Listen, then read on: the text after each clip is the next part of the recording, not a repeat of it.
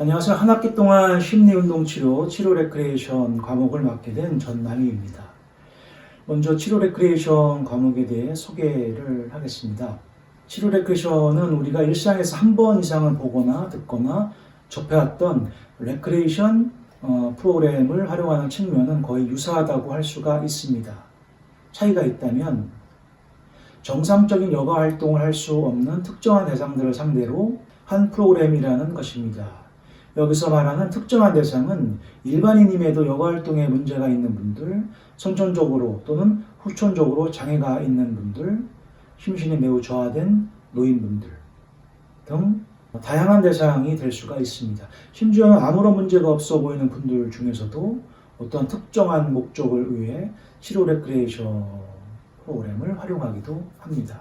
참여하기도 한다는 얘기죠. 그럼 치료 레크리에이션에 활용되는 내용들은 어떤 것이 있느냐? 그건 바로 우리가 흔히 알고 있는 레크리에이션의 기능적 요소들을 활용한다는 것입니다.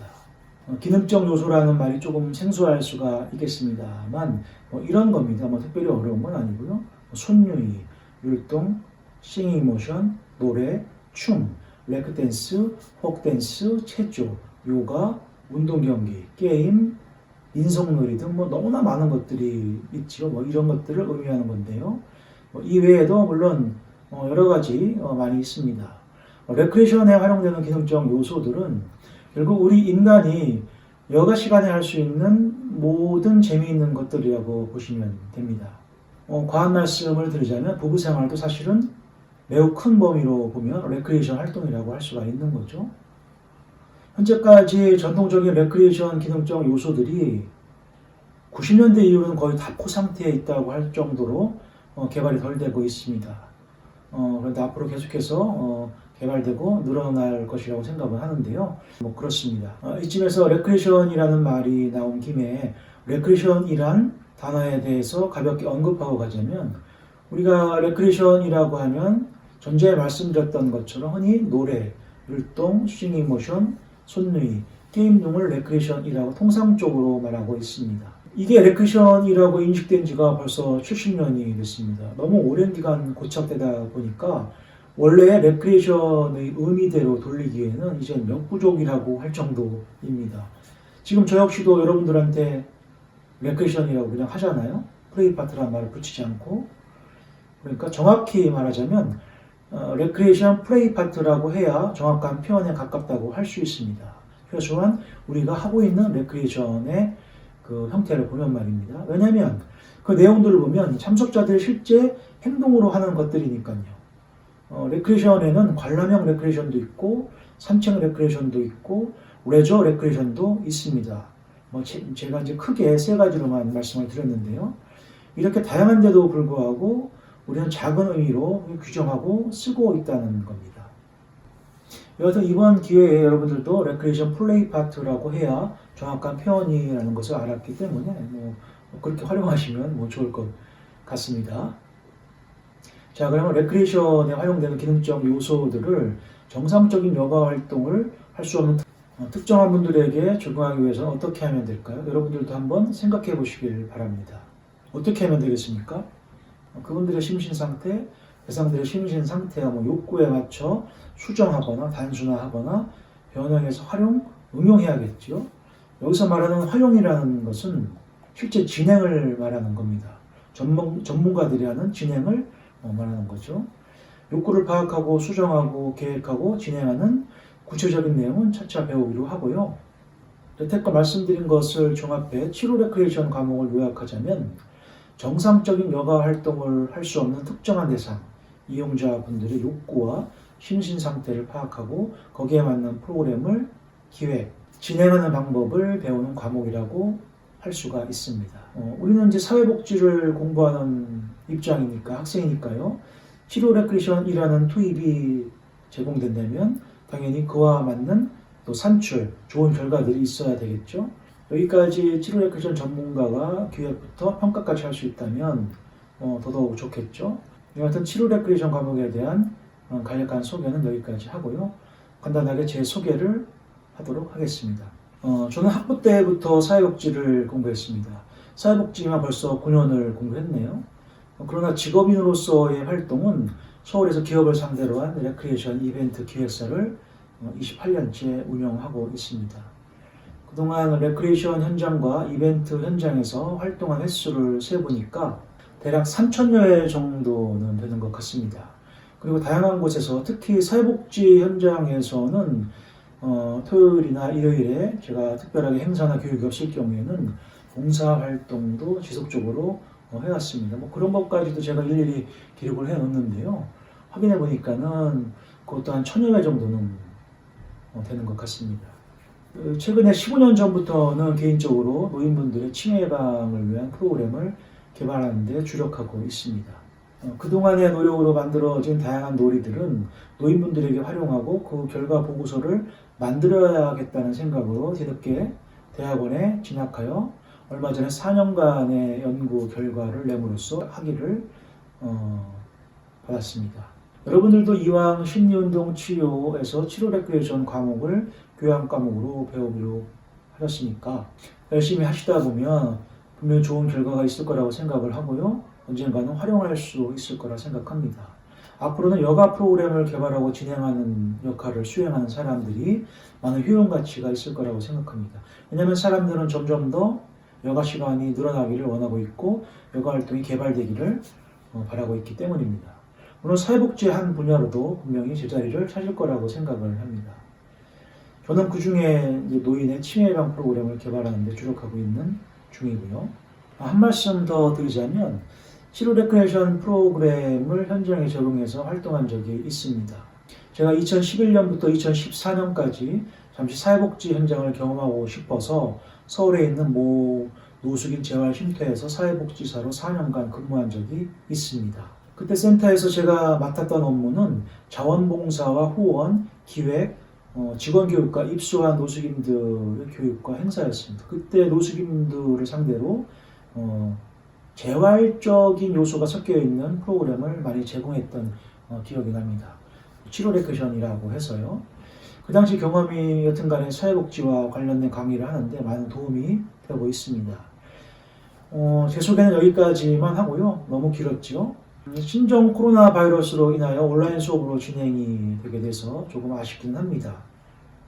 조금 아쉬운 건 아니고 매우 아쉽습니다. 왜냐하면 이 과목은 실천 학문으로서 이론이 30%, 실기가 70%인 과목입니다. 실제 이론보다는 현장에서 활용할 수 있는 내용을 배우고 실습하는 게 중요하거든요.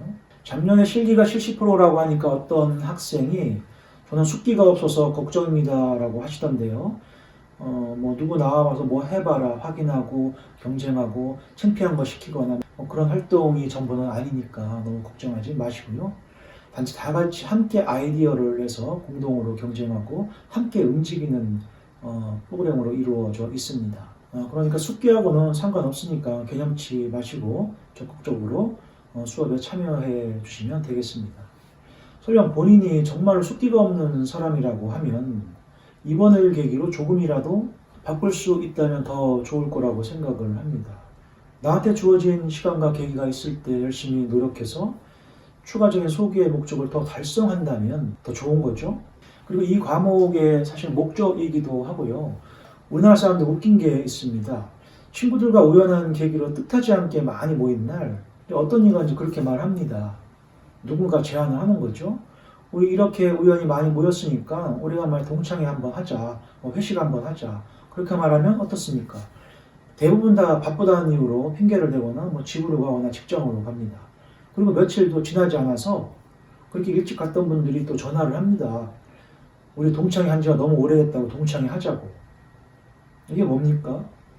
있을 때 하면 되는 거죠.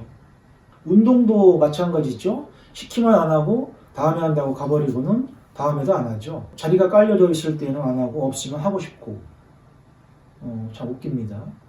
흔히 레크리에이션이나 치료 레크리에이션을 통해 성격 개조를 하고 싶다는 사람들이 종종 있습니다. 그런 분들이 우연한 기회가 주어져서 실제 해볼 수 있는 계기가 생겨서 무언가 시키게 되면 절대 안 합니다. 마지못해 하거나 아니면 다음에 한다고 꼭 뺍니다. 그리고는 다른 곳에 학원에 등록하거나 하죠. 참 웃긴 겁니다.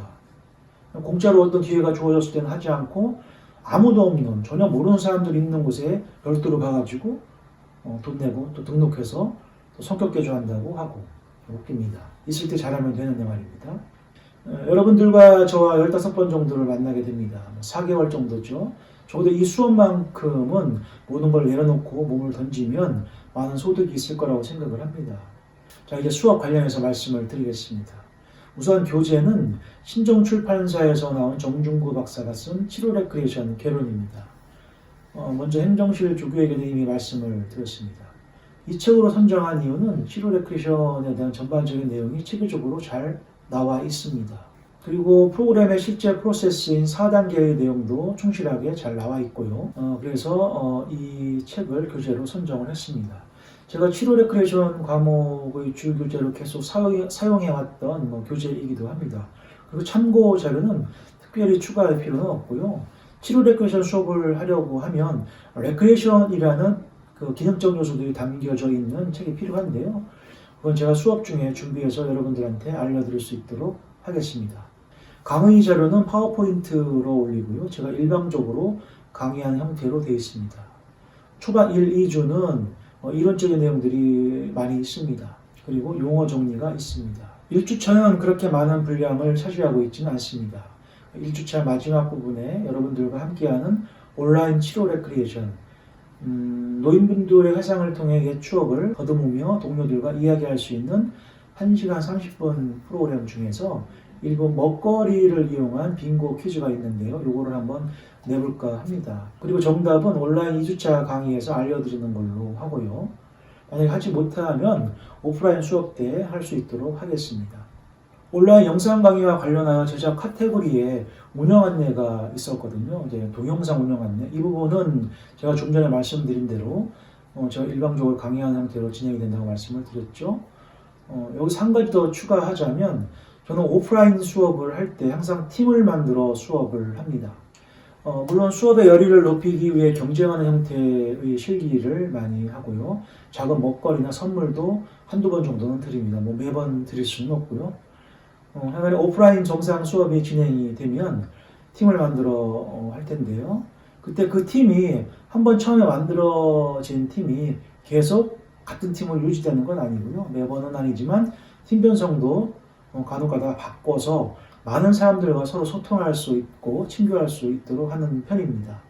그래야 다양한 사람들과 관계를 통해 많은 것을 배우기도 하고 또 전달할 수가 있기 때문에 그런 식으로 수업을 합니다. 그 점은 부담 갖지 마시길 바랍니다. 단지 수업의 질을 높이기 위한 거라 생각하시면 되겠습니다. 이어서 여러분들이 궁금해하시는 평가 방법에 대해서 알려드리도록 하겠습니다. 출석 20점, 수업 태도 20점, 중간고사 30점, 기말고사 30점입니다. 중간고사, 기말고사를 우리가 직무능력 평가 1이라고 하지요.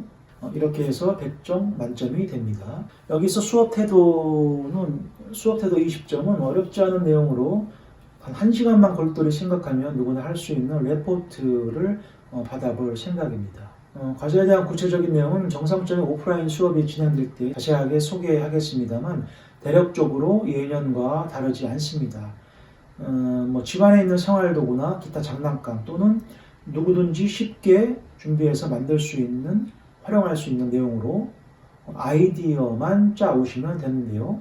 도구를 만들어 오라는 건 아니고요. 기획서를 제출하시면 됩니다. 뭐냐면 건강한 노인들의 치매 예방을 위한 놀이를 하나 정도 구상하는 겁니다.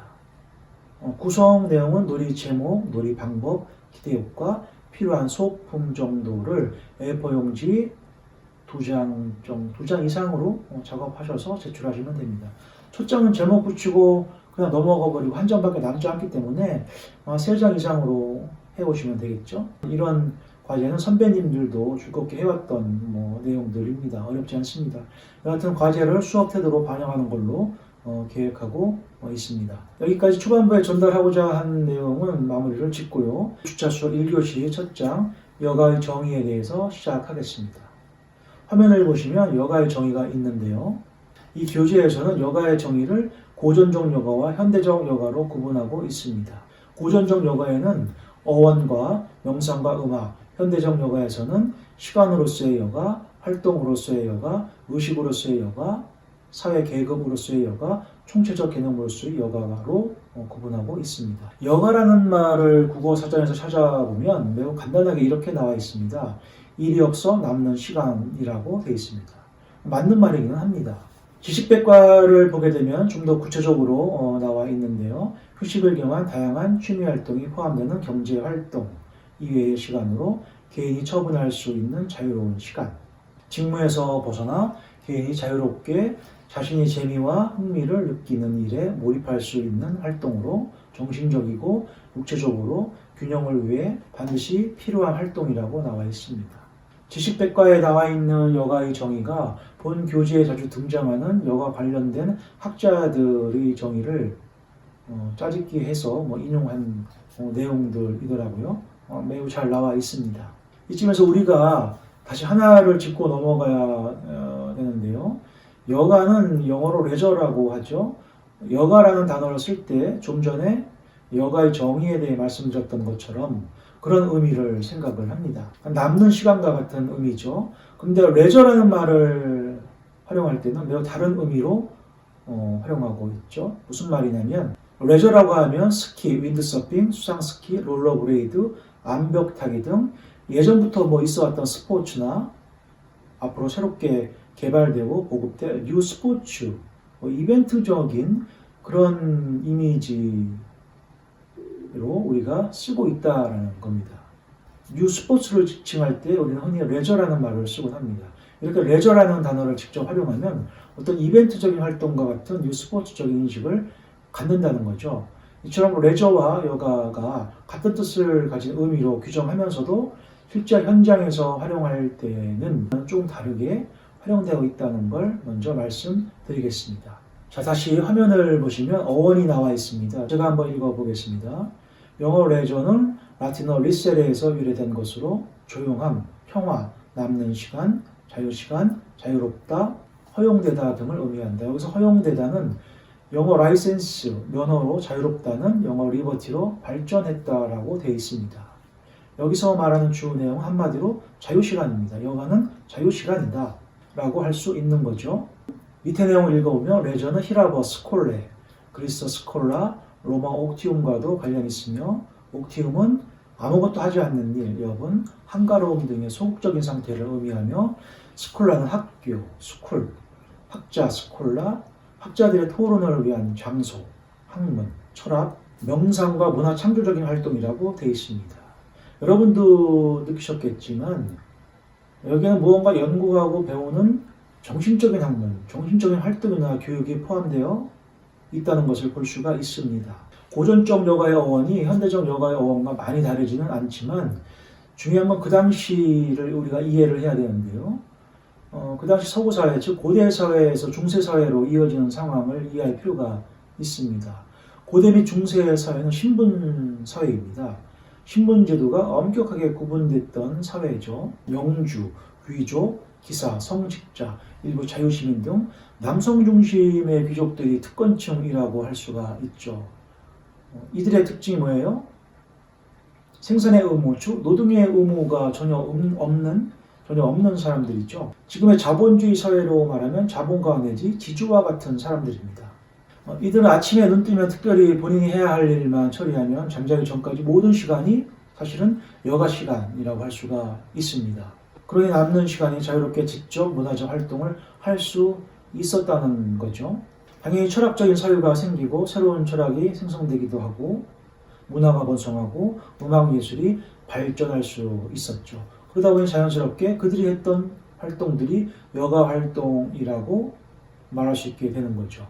그 당시 실제 하류층들에게는 여가 활동이란 단지 노동에서 벗어나 집에서 쉬는 것 정도였을 겁니다. 미리 다음 얘기를 한 것 같은데요. 고대 사회에서 여가를 향유했던 사람들이 영주, 귀족, 기사, 성직자 등의 지배계층이었고 그들의 여가 활동이 주로 철학, 예술, 음악이었던 것처럼 고전적 여가는 영적 정화를 통한 즐거움을 특징으로 하고 있다는 겁니다. 자료를 읽어보면 고전적 여가는 영적 정화를 통한 즐거움을 특징으로 하는데 아리스토텔레스는 일상으로부터 자유로운 상태라고 정의했고 이를 충족할 수 있는 활동으로 명상과 음악이라고 했다.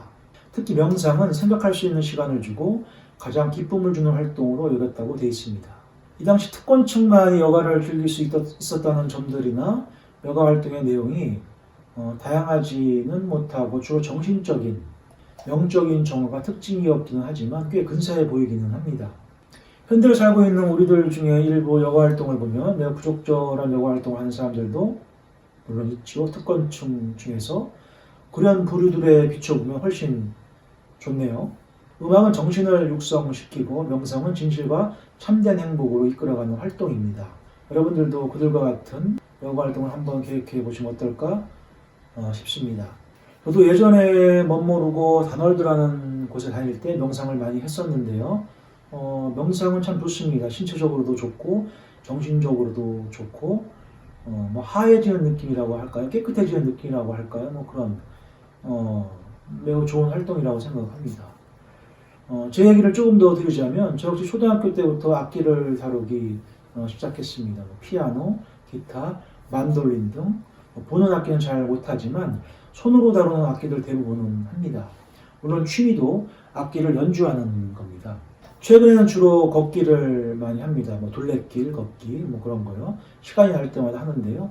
몇 년 전까지 학위 논문을 쓰려고 산 밑에 조그만 가건물에 있을 때는 글 쓰고 쉬는 시간에 항상 앰프 기타를 연결하고 최대 출력으로 해놓고 기타를 치곤 했습니다. 그 주변에는 민가들이 없었기 때문에 시끄럽다고 아우성하는 그런 주민들이 없었기 때문에 할 수가 있었죠. 스트레스도 풀리고 곡에 따라서는 생각할 수 있는 시간도 생기고요. 예전부터 해보고 싶었던 곡을 연습하다 보면 성취감도 생기고요. 어느 날인가는 고양이와 도둑고양이죠. 도둑고양이와 인근 주변의 닭들이 찾아오기도 하더라고요. 처음에는 시끄럽다고 도망갔던 친구들인데 찾아오더라고요. 지금은 이제 학위 논문이 끝나고 지금 이사를 해서 아파트에 있다 보니까 악기를 연주할 수가 없습니다. 답답합니다. 조금이라도 시끄럽게 하면 민원이 들어오기 때문에 할 수가 없습니다. 그러다 보면 아파트에서는 악기를 가지고 놀 수가 없네요. 지금은 아파트에서 마지못해 살고 있지만 좀 있다가 다시 자연으로 나갈 생각입니다. 결국에는 환경도 여가 활동에 많은 영향을 미친다고 볼 수가 있는 거죠. 자, 오늘 첫 강의 1교시는 여기까지고요. 잠시 후 2교시에서 다시 뵙도록 하겠습니다. 감사합니다. 자, 이제 2교시 현대적 여가를 시작하겠습니다. 강의를 드리면서 1교시 때 고전적 여가, 특히 음악과 명상에 대한 내용을 상기하면서 들으시면 도움이 되실 거라 생각합니다. 현대적 여가를 보겠습니다. 현대적 여가는 시간으로서의 여가, 활동으로서의 여가, 의식으로서의 여가, 사회계급으로서의 여가, 총체적 개념으로서의 여가로 구분하고 있습니다. 여가를 해석함에 있어서도 다양한 의견들이 있고 학자들마다 견해 차이가 있어서 여가를 이거라고 딱 잘라 규정하기는 결코 쉬운 일이 아닙니다. 그런데 전자에 말씀드린 것처럼 여가를 개념적으로 구분하면서 여가의 지식을 확장 형성하고 여가 학문을 발전시키는 노력들이 계속되고 있습니다. 먼저 시간으로서의 여가를 보죠. 대표적인 학자는 브라이트빌과 크라우스인데요. 자료 화면을 읽어보면 브라이트빌은 생존 유지를 위해 유기체로부터 요구되는 시간, 선택한 시간, 압박감이 최소화된 임의적인 시간으로 정의하고 있습니다. 크라우스는 노동과 연계된 책임감 또는 일상생활 유지에 전념하지 않은 개인 시간의 일부로서 임의적 또는 비의무적 시간으로 정의하고 있습니다. 이 학자들이 공통적으로 말하는 건 이겁니다. 인간으로서 생활을 영위해 나가는데 기본적으로 소요되는 필요 시간, 수면, 식사, 개인관리, 노동, 학업, 책임이 수반되는 노동, 즉 사회활동에서 벗어난 시간을 시간으로서의 여가로 보는 겁니다. 좀 더 이해하자면 구속적 시간과 비구속적 시간으로 나눠 살펴보면 도움이 되는데요. 구속적 시간은 집단과 사회 구성원 간에 공유되는 강제된 시간을 의미합니다. 즉 개인이 집단과 사회 환경 속에서 인간들끼리 또 사물과 그리고 사상과 접하면서 발생하는 공식적, 의무적인 시간의 상태를 말하는 거죠.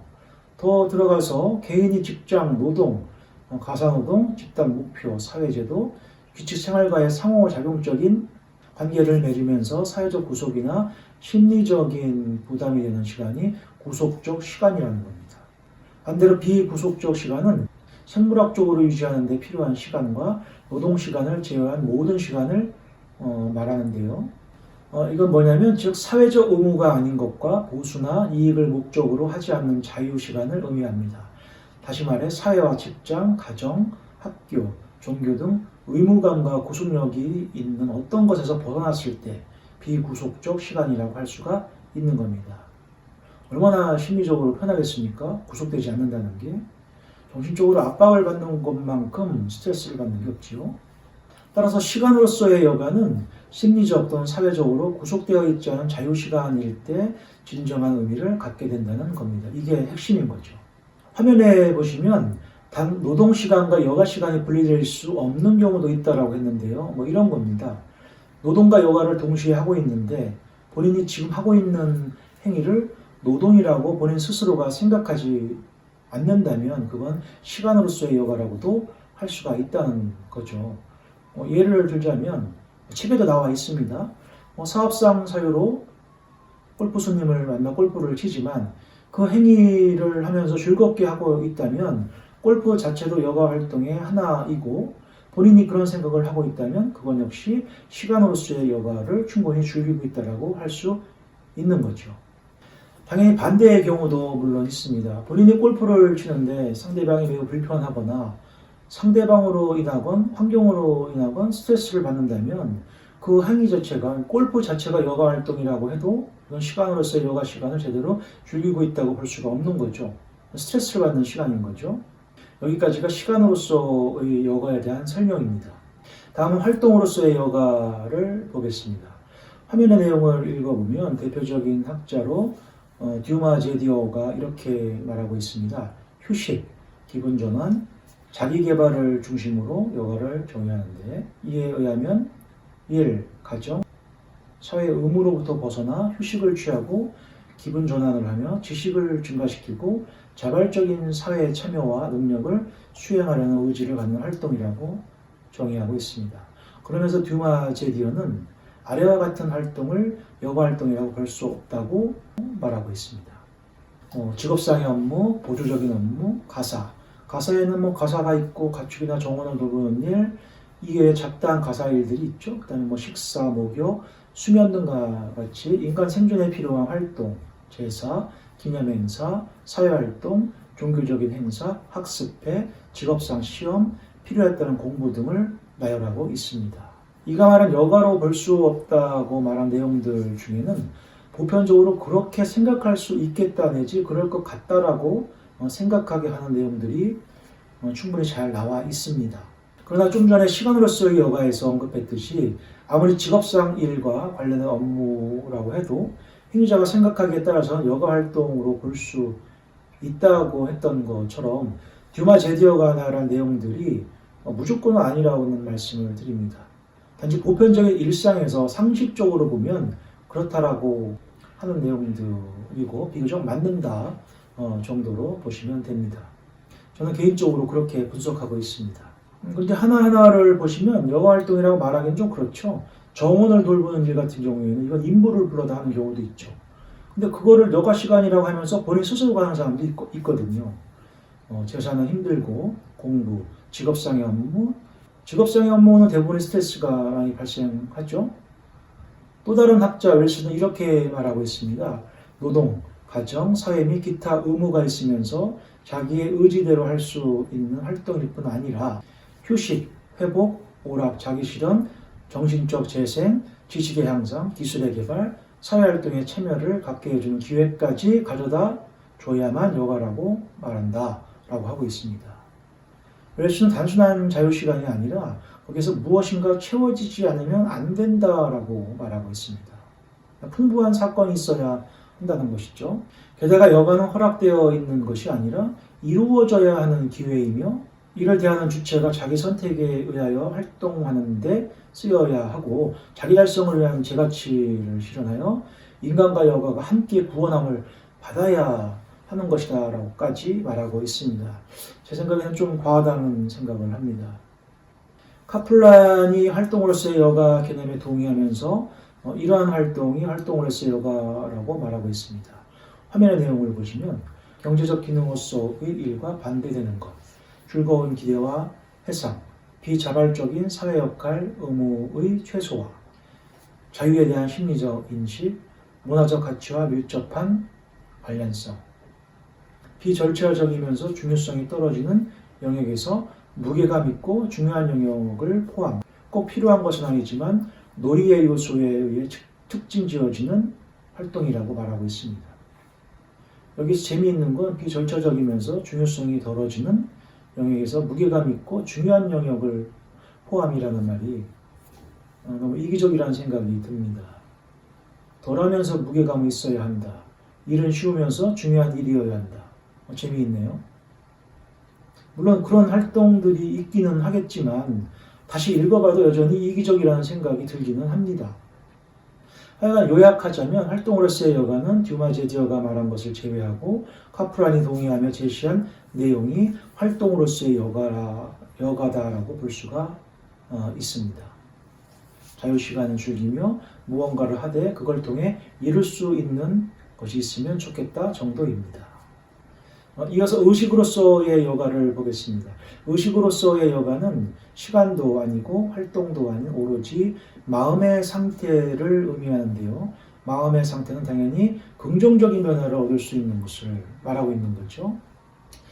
이 개념은 고대 아리스토텔레스에 의해 대표되는 고전적 게네리스의 여가와 같은 개념이라고 볼 수가 있습니다. 좀 전에 말씀드렸던 음악과 명상, 특히 명상을 통해 얻을 수 있는 마음의 영적인 평정 말입니다. 그런 영적인 평정만이 이루어지는 것들만 여가라고 보는 겁니다. 그래서 의식으로서의 여가라고 하는 거죠. 또 다른 학자 피퍼는 의식으로서의 여가에 동의하면서 이와 같은 주장을 하고 있네요. 활동, 노력, 기능으로서의 여가 개념을 일일이 비판하면서 의식의 상태로서의 여가를 강조하며 여가의 심장은 은총과 축제이다. 은총과 축제 속에서 개인은 휴식, 힘이 들지 않는 것, 여가에 있다는 우월성 등이 하나의 형태가 된다. 즉 예배는 이를 가능하게 하는 형태로서 예배가 진정한 여가라고 말하고 있습니다. 저 역시도 집안은 기독교 신자인데요. 예배를 보면서 제가 여가 활동을 즐긴다고 생각한 적은 없습니다. 너무 한쪽으로 치우친 측면이 있습니다. 그리고 이렇게 말할 수 있었던 건 아리스토텔레스의 여가 개념을 반영하고 있기 때문에, 추종하고 있기 때문에 충분히 그럴 수 있다고 볼 수가 있죠. 개인적으로 의식으로서의 여가를 받아들이기는 하지만 신의 은총을 얻기 위해 예배를 드려야 한다. 누구나가 예배를 드린다고 마음의 평정을 찾는 건 아니라고 저는 생각을 합니다. 누구에게는 그 시간이 고역스러울 수도 있거든요. 물론 그렇지 않는 사람들도 많이 있겠죠. 고역스러워하는 사람들한테는 그렇게 말할 수 있겠습니다. 믿음이 부족하다고요. 이게 어떤 종교에 관련된 예배라고 할 수는 없습니다만 다음 주에 배우겠지만 여간 성인들에게만 중요한 게 아니거든요. 유아, 어린이, 청소년에게도 여가 시간은 매우 중요합니다. 그들의 여가 시간을 제대로 누릴 수 있는 기회를 주고 그를 통해서 충전할 수 있는 시간을 가져야지만 또 학업에 정진할 수 있는 거거든요. 미성년자에게 여가 시간을 제공한다고 의식으로서의 여가 시간, 예배를 보자고 하면 그들이 어떤 반응이 나올까 궁금하기도 합니다. 사회 계급으로서의 여가를 보겠습니다. 사회 계급으로서의 여가는 사실 많은 이야기를 담을 필요는 없습니다. 고대 여가에 대해서 강의했듯이 여가는 특권층만이, 지배계급만이 누릴 수 있는 것이다. 하류층들은 여가가 없다라는 내용이 사실은 전부입니다. 게다가 상류층이 누리는 여가도 그들이 명성을, 권력을 과시하기 위한 수단으로 여가를 소유하고 있다는 내용이 전부입니다. 단지 보여주기 위해서 여가를 빌린다. 로마의 예를 들자면 군중이 참여하는 축제, 혈투, 검투사와 검투사, 검투사와 짐승, 사자들끼리의 싸움, 전차 경기, 거대한 욕탕에서 벌어지는 성적 향락 등 사치, 소비문화, 음란하고 대표적인 문화가 있었죠. 이 중에 지배계급의 여가 활동의 하나의 도구로 활용된 검투사, 죽어버리면 그만인 그런 검투사, 안타까운 일이죠. 아마 그 검투사는 그날 그 행위가 노동이었을 겁니다. 더 보자면 중세사회 성직자들은 음악, 미술, 연극, 문학 등의 순수 창작 활동을 비롯하여 철학과 과학 등의 여가에 참여했고, 영주와 귀족, 기사 등 상류층은 무술시합, 축제, 연회, 수렵, 여행, 도박, 가면무도회, 승마, 음악, 매사냥, 독서를 즐겼고요. 자유상공인들은 음악, 골프, 여행 등을 즐겼습니다. 반면에 농민들은 교회에 가거나 가벼운 축제를 즐겼다고 합니다. 이런 걸 보면 알 수가 있죠. 상류층과 하류층의 활동의 차이가 많이 난다는 것을 말입니다. 마지막으로 총체적 개념으로서의 여가를 보겠습니다. 기존의 여가에 대한 정의는 시간, 활동, 의식 등 한 가지로만 정의를 내리다 보니까 여가의 정의를 명확하게 내리는데 여가의 정의를 명확하게 내리는데 어려움을 갖게 됩니다. 따라서 이런 요소들을 모두 포함하는 것이 바람직하다는 관점으로 나온 것이 총체적 개념으로서의 여가입니다. 그렇다고 해서 총체적 개념으로서의 여가가 여가를 명확하게 정의하느냐 그런 거는 아닙니다. 즉 시간으로서의 여가, 활동으로서의 여가, 의식으로서의 여가를 살핀 뒤 이들의 입장을 조합한 것이다 정도로 보시면 됩니다. 저도 역시 여가를 통합적으로 봐야 한다고 생각하는데요. 이렇게 조합해서 통합적으로 봐야 하는 이유들은 제가 중간중간에 설명을 했습니다. 어떤 마음을 먹느냐에 따라서는 여가일 수도 있고 아닐 수도 있다라는 예들을 알려드렸죠. 여러 가지 예들이 있었죠. 의식으로서의 여가에서 보면 현대사회와는 맞지 않는 측면도 물론 있고요. 의식으로서의 여가를 제공한다고 했을 때에도 정신적으로나 영적으로 변화를 이룰 수 있는 대상이 비교적 성인으로 국한된다는 우려도 일부 있고요. 그래서 저 역시도 여가를 총체적 개념으로 봐야 한다는데 동의합니다. 참고로 구데일과 갓베이가 생활 방식으로서의 여가를 강조하며 다음과 같이 말하고 있죠. 화면에 있듯이 첫째, 시간 또는 마음의 상태로 정의하는 것을 자제해야 한다. 둘째, 내재적 동기에 의한 자유가 보장되어야 한다. 셋째, 열정을 기반으로 하는 가치 있는 활동을 수반해야 한다. 첫 번째에서 말하고 있는 시간과 마음의 상태로만 여가를 정의해서는 안 된다라고 한다는 것은 제가 시간으로서 여가에서 강의했듯이 상황에 따라서는 여가로 볼 수도 있고 그렇지 않을 수 있는 측면들이 존재하기 때문이라고 말씀을 드렸습니다. 둘째와 셋째는 여러분들이 충분히 이해하실 내용이라서 생략하도록 하겠습니다. 여가에 대한 내용은 시대가 변하면서 지속적으로 변할 수 있을 거라고 생각을 합니다. 그건 인간이 여가 활동을 통해 무엇을 얻고자 하느냐에 따라 달라지기 때문입니다. 물론 무엇인가를 꼭 얻어야 하는 것만이 여가는 아닙니다. 저 역시도 꼭 얻어야 된다는 그런 생각을 가지고 여가를 즐긴다면 그거 역시 이미 여가가 아니라고 생각을 합니다. 우연히 얻어지는 것이면 몰라도 말입니다. 앞서 강의했듯이 고대에는 신과의 접촉이나 신을 통한 은총, 마음의 안식, 정신적, 영적인 변화 등을 얻기 위한 활동이 여가였고요. 로마 시대에는 유흥과 향락적인 활동들이 상류층의 여가 활동에 등장하기도 하고요. 또한 여가를 즐기는 지배계급의 위치에 따라 누리는 여가 활동이 달라다는 것도 볼 수가 있었습니다. 이렇게 시대가 변함에 따라 여가에 대한 인식도 변하고 따라서 활동 내용도 변하고 있다는 것을 알 수가 있었죠. 현대사의 여가 활동은 어떤가요? 너무나 많은 여가 활동물들이 있어서 딱히 무엇이라고 말하기가 곤란하죠.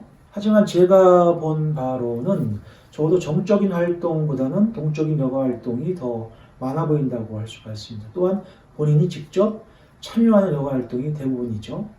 좀 전에 했으니까 금방 생각나시겠지만 서구 고대의 여가 활동을 보면 주로 관람하는 형태의 여가 활동들이 있었죠. 검투사 싸움 구경이라든지 동물들 싸움 구경, 오페라 하우스 관람하기처럼요.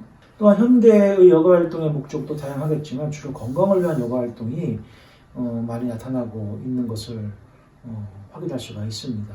자, 오늘 강의에서 여러분들이 꼭 기억하셔야 할 것은 여가의 개념과 현대적 여가에서 나온 5가지 여가의 개념을 꼭 기억하시길 바랍니다.